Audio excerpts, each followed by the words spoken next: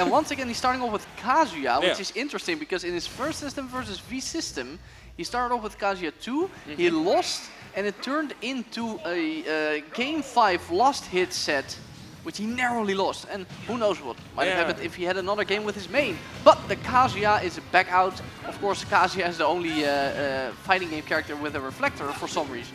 And actually the strongest reflector in the game for some reason, which means that all of those projectiles are going to be a bit more difficult to properly justify, especially with that great reflector. But as we are already seeing 54% on YUFFIE there, it's still growing, and actually Mad Icing not having that much to do in the neutral. He is just going to play his game, not really have that much contest from YUFFIE's player. Another Nosferatu that is going to be Rage Drive online again, but then he has to find it.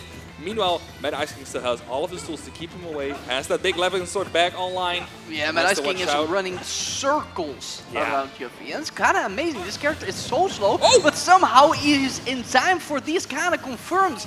He hits you with the Arc Thunder, your shield vanishes, and a reverse back air is a guaranteed poke. That's real character specialist stuff. Yeah, exactly. The thing I really find interesting is that YUFFIE has been getting these electric punches, the wall punch and the God Fist. Oh my god! Speaking of electric moves, that Levin downer sending YUFFIE to the lower blast zone. Final stock left for him. It's not looking good for Kazuya here, and we're still continuing. Mad Icing is just playing his game. He does not have to care. Oh no, he is walling, he's keeping him out. And you know what? He's bringing the wall to you. Because he is playing quite aggressive for a character like Robin. So, honestly, for, for a character that really wants to get in your face, there has not been a shortage of close range interactions, but for some reason, Mad Icing has been winning all of them. Yeah, that's especially with all the invincibility, you would suppose that he wins a lot of those interactions with Mad Icing. Still having that sword, gets punched in the head. Right there by Kazuya. Loses his first stock, but still 74% on your last stock is really difficult to come back to, especially if you have Mad Icing sharking off the ledge. That's the double jump gone. Gets back to the stage, luckily. Ooh, but that side beam is barely going to miss. And there's the rage. He needs to take 40% or whiff a couple of grabs to get rid of it. But instead, it's a super armor command grab. He just goes in. He just goes in. Gets the 11 sword in the face, hits him back again, 136% on Kazuya here. Oh, gets the command grab out of the air. That knockback angle, such a disgusting angle. And I've seen YUFFIE go a lot for those down tilts and not really getting anything out of that. Oh, that forward smash! He gets him right there, reads the jump from the ledge.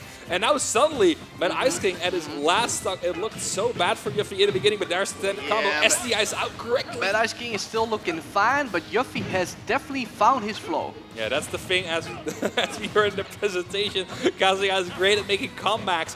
Maybe YUFFIE is going to try and prove that point.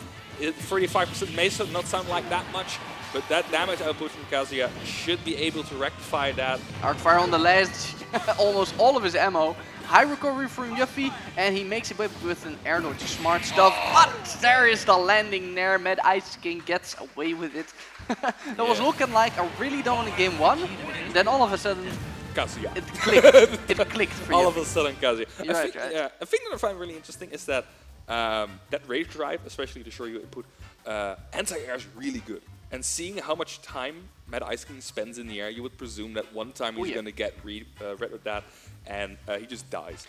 Mad Icing is a jumper. Yeah, he is a heavy jumper, and that's fine. Robin has good aerials for that. Right, jumping is good. So jump good, yes, thumbs up. But that is kind of a uncharacteristic thing to do for YUFFIE, because that rage drive forces you basically, especially against Mad Icing, who is just going to throw out hitboxes anyway. You have to go in at that point, and that has always been one of YUFFIE's, I don't want to say weak points, but that kind of sounds a bit. It's against his nature. Yeah, it's against his nature. I think that's the correct wording for that. So that makes it kind of difficult for him to, I think, land that, and especially with the confirms I've seen, it just does not seem to be there right now at this point. So okay, so in winner's round 1, he instantly switched to Ryu after one game of Kazuya. He's gonna do so again. Yes. I guess he wants to get one gaming with Kazuya to kind of build his real life experience with this new shiny DLC character. But he's also here to, properly play. Yeah, okay. The original Stoere boy is back in business. Pokemon Stadium still great stage for both players, I presume, but that arc fire is going to be such a hassle to get through, especially with that predictable jumping from Ryu and these great anti-aerials. But the Thunder is mostly doing he has here. spent all of this game in the corner already. It's like 15 seconds and 10 of these were in the corner. Oh, there's a Nosferatu. Even though there was not much to heal, he throws it out anyway. Yeah, it's a command grab, so why not? It's damage. Oh, tries to get a confirm after that, but gets confirmed himself, gets the backer in. And that's one of the scarier things with Ryu, especially with that Shoryuken. He can just blow you up at one point if you make a mistake. 81% might be enough, actually, especially with Pokemon Stadium. Right, he read a couple of jumps with the up air, and don't forget that Ryu up air can be cancelled into a true Shoryuken. And, you know, 80, like you said, doesn't look like a lot, but it might be enough. Oh, beats the Arc Thunder with the Nair. Has to get back out of the corner, does that correctly with the Hadouken. But that was smart stuff. He discarded his 11 sword, threw it down so Yuffie could not roll in, and then he hit the jump with the Nair. Unfortunately, if it is your discarded 11 sword you throw down, you can't really get that powerful Nair that all Robins want. Tries to get the jab Shoryu input. Oh, almost gets it again, but that's going to be punished by Mad Ice King. Not the best punish, No, that should have been a free stock. There's almost no air drift after one of the Shoryukens. That could just been an up smash. Yeah, it could have been. Maybe he was just that bit afraid. Oh, barely dodges the book. Again, Ryu's recovery not the best, but that forwarder is going to scoop him like an ice cream he cone. did miss the book, but I do like that Mad Ice King is actively going out there to try and edgeguard these Tatsumakis, because that was something that V-System really wasn't doing in Winners Round 1. Yeah, that's kind of the thing where you kind of have like a slot car recovery. You already kind of know where he's going to go at every point. Very horizontal and very vertical. There's nothing really to do in between those to mix it up except for like focus cancels. But even then, it's kind of risky to recover against a character like Robin with such great air mobility, such large aerials. Tries to go off stage, gets the Tatsumaki. Ooh, barely hanging on 150%. Yeah, if he gets down to confirm for another Tatsumaki, that should be it. Great confirm right there. Arc fire to up smash. So much damage in favor of Mad Ice King, even almost taking the stock off the top with the down smash. Yet another down smash. That weird second hit. Yeah. That weird electric wave, keeping him safe. The thing you also have to realize is that how much more damage Robin is, the more she heals with that Nosferatu. Is gonna get back! What was that Nosferatu though? I don't know, man. He wanted something cheeky. He wanted something cheeky, and if you have 3 stocks at that percentage, why would you care? Oh, but well, I think Yuffie might show him why he should care and take every opportunity very serious. Yeah, and they are sure you sealing out that first stock, still 145%. There it gets the Thunder in right there, and now it's Yuffie on his last stock. Right, those are the edge guards I wanted to see. He really is a sitting duck with that Tatsumaki if you know where he's gonna go. Okay, does not get them punished on the Nosferatu due to that 11 sword falling down there. Now tries to get a starting hit in. He wants something to confirm into that Dragon Fireball to get a quick 40% most of the time. But right now, Mad Ice King is basically playing the Hadouken game himself with those Thunders. Yeah, he sure loves those Hadoukens. And Robin's projectiles are good, but you know, he doesn't have the most volume of fire. There's not a lot of them on stage at once. So honestly, maybe Hadoukens can even slightly compete with them. Hadoukens don't run out of ammo. They certainly do not. They're also a bit more rate, and you can differentiate in speeds. It's also quite a good mix-up tool, but right now, just pure neutral state. Oh, Yuffie getting the input there, but does not correctly read the option there, but there he goes. Mad Ice King losing that second stock, and suddenly, this is looking like game 1, where Yuffie was looking like a very hard case, or facing a very hard case, and suddenly, he is back in a good position. Yuffie is definitely one of those players who seems to get stronger the longer the game goes on. He has natural rage, basically. He has rage in his brain, you know. He gets the brainier place the further he goes. Alright, now again, Mad Ice King trying to keep that stage control. Such an important factor for Robin, but loses it all in a second and a Shoryuken. And Yuffie has taken the lead. He's not anymore. He had the lead at one point. Okay. Which is still kind of significant, because that's really the first time in the set. Yeah. Actually jumping over that Arc Thunder, smart option. Shield poke would be imminent if he would have shielded that. And one more good aerial from Robin, and he would be done for. Again, jumping over it, the good option right there. Does not want to get shield poked. Yet another showcase of YUFFIE just having way more patience than his opponent. It was Mad Ice King who had him in the corner. It was Mad Ice King with projections, but yet it was Mad Ice King who approached first. Still, though, YUFFIE couldn't quite capitalize on his superior patience this time. And Mad Ice King still comes out on top for the 2-0, but it was...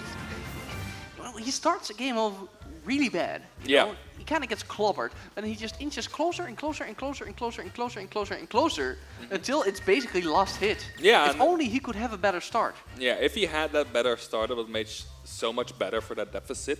I also like how Robin I think he just got that 11 sword back for like half a second. Like he just got it back. And we swing. Fresh from the store. He already got it and uses it to great perfection. Okay, again, go to Pokemon Stadium. It seems like we are going to play that stage again and again and again. But the Ryu has to, as you said, get in very early. Has to get that lead in very early because Mad Ice King has been taking that from him, and then he gets to control the majority of the game and the stage. And then what are you going to do against Robin with all the tools in the world to play that game? Aggressive start from YUFFIE. Okay, uncharacteristic. Oh, What? Bruh! Okay. The 8 best players of the Netherlands, everybody. Yeah, 8 best players. I like how he turned around as well. Like the game does that for you. You're right, and he still managed to throw out his moves the other way. It's kind of impressive, actually, if you think about it. But now, yeah, this is the basic play we saw in the last part of last game. Just this patient mid-range neutral play. Just trying each other out, seeing where each other's burst ranges end. For Ryu, that's basically at a jump in, and for Robin, it's kind of the same, but a bit larger due to those larger hitbox of the 11 sword. Gets the forward tilt in, not the forward air or the back air. Oh, but gets sucked into the Nosferatu. Good healing there. Surviving the Shoryuken because of that. Right, but despite the Nosferatu, it looks like YUFFIE really is solidifying that better start that we talked about. But not for long. But that Arc Thunder doing so much damage. 81%. Oh, gets the Tatsumaki in. Not quite doing the stock right there, but still. Mad Ice King at the ledge has not been the best of situations for him. Gets the up smash though, but a lot of the times when Mad Ice King isn't at the ledge, he has a lot of trouble recovering against YUFFIE. Yeah, YUFFIE is a surprisingly good ledge trapper. Really, you don't really think of Ryu when you think of ledge trapping, no. But he does have a lot of tools that are surprisingly good for ledge trapping, and YUFFIE, as a really patient player, is naturally quite good at the ledge trapping. So it's really a priority in neutral to make sure you don't get in any of those situations.